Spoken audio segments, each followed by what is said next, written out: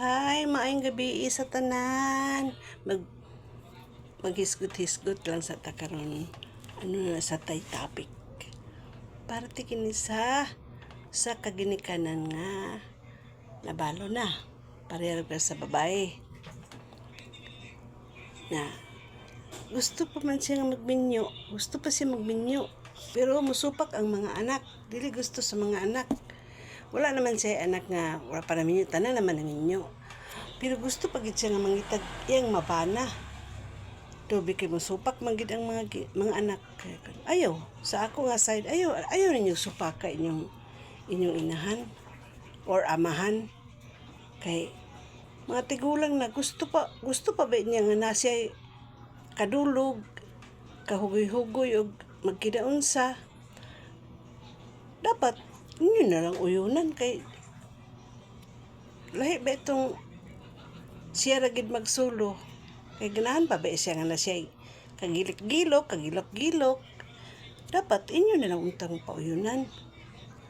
Pero nagiuban nga dili gid nila tugutan ilang inahan, pero magtuman man ang inahan ka sila ba ang butan, magtuman man di, pero parte sa ako pauyunan na lang kay hapit na sa bitaw na sila mo taliwan diri sa kalibutan. Pauyunan na lang kay ang uban po abi lang kay labi nagkwartahan, abi gipangwartahan ng ilang inahan ana, labi na kay mangita pud og batan-on lagi unsao man gid ato mangita mangid og batan-on di matuman man gid ang inahan. Nakoy amiga makarelate pud ta kay nakoy amiga nga nahitabo gid mutuman man gid bahala na lang dili taga kwarta sa ilang anak.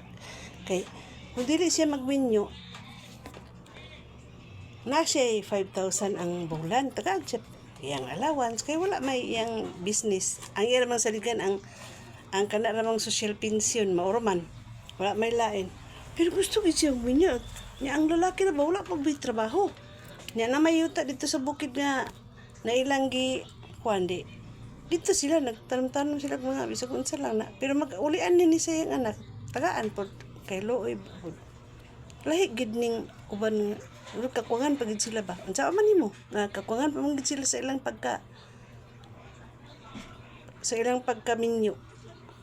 Wala murag na hinalian ba ana lang, pero sa ako nga side ako lang pauyunan sa ako nga side lang pauyunan nato kay wala ra bitaw na sila sa kalibutan nya dili sad mo